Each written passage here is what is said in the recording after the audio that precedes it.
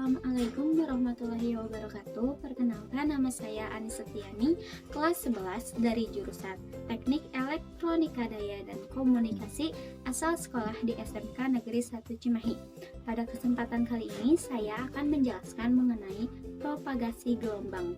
Definisi propagasi gelombang itu sendiri adalah perambatan gelombang pada media perambatan. Media perambatan biasa juga disebut saluran transmisi gelombang. Dapat berupa fisik, yaitu sepasang kawat, konduktor, kabel koaksial, dan berupa non-fisik, berupa gelombang radio atau sinar laser. Jenis lintasan propagasi ada 4. Yang pertama, melalui gelombang tanah atau permukaan tanah. Yang kedua, melalui pantulan dari lapisan ionosfer di langit atau gelombang langit. Yang ketiga, melalui perambatan langsung dari antena pemancar ke antena penerima tanpa ada pemantulan atau gelombang langsung. Yang keempat adalah gelombang troposfer. Nah, di sini saya akan menjelaskan mengenai gelombang ionosfer. Gelombang ionosfer merupakan gelombang yang mengarah ke atas langit, meninggalkan pemancar, kemudian bengkok karena ada lapisan konduksi dari lapisan pada atmosfer yang lebih tinggi.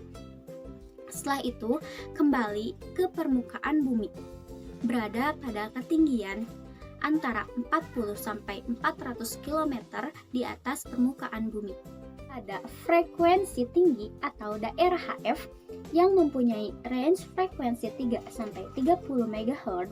Gelombang dapat dipropagasikan menempuh jarak yang jauh akibat dari pembiasan dan pemantulan lintasan pada lapisan ionosfer. Gelombang yang berpropagasi melalui lapisan ionosfer ini disebut sebagai gelombang ionosfer atau ionosfer wave, atau disebut dengan gelombang langit atau sky wave. Gelombang ionosfer terpancar dari antena pemancar dengan suatu arah yang menghasilkan sudut tertentu dengan acuan permukaan bumi. Dalam perjalanannya bisa melalui beberapa kali pantulan lapisan ionosfer dari permukaan bumi, sehingga jangkauannya bisa mencapai antar pulau, bahkan antar benua. Aksi pembiasan pada lapisan ionosfer dan permukaan bumi tersebut disebut dengan skipping.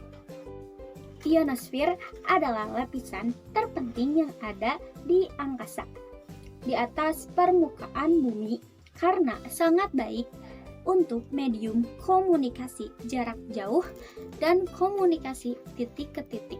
Perubahan aktivitas matahari akan menyebabkan berubahnya ionosfer. Perubahannya secara umum dibagi menjadi 2. Yang pertama, keadaan siklus yang dapat diprediksikan secara akurat dan rasional. Yang kedua, kejadian yang tidak dapat teratur sebagai hasil berubahnya matahari sehingga tidak dapat diprediksikan. Flooding merupakan masalah yang sangat mengganggu dan membuat orang frustasi dalam mengatur penerimaan sinyal radio karena berubah-ubahnya kuat sinyal. Hal ini disebabkan oleh terjadinya perubahan pada ionosfer. Terdiri dari 3 lapisan. Yang pertama lapisan D, lapisan E, dan lapisan F. Lapisan F ini dibagi menjadi 2, yaitu lapisan F1 dan lapisan F2. Lapisan-lapisan pada ionosfer. Yang pertama adalah lapisan D, yaitu memantulkan gelombang frekuensi sangat rendah untuk komunikasi jarak jauh, mempunyai pengaruh kecil terhadap frekuensi sangat tinggi.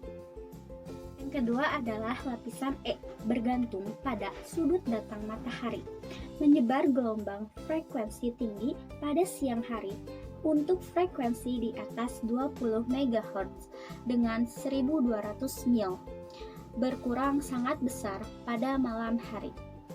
Ketiga adalah lapisan F, bergantung pada waktu siang hari dan sudut datang matahari, terdiri 1 lapisan di malam hari dan terpisah menjadi 2 gelombang di siang hari.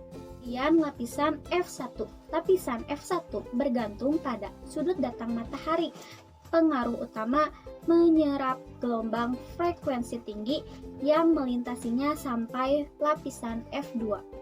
Yang terakhir adalah lapisan F2. Lapisan F2 diperuntukkan bagi komunikasi frekuensi tinggi, jarak jauh, sangat berubah-ubah, ketinggian dan kepadatannya. Ditentukan pada siang hari, musim, dan keberadaan sinar matahari.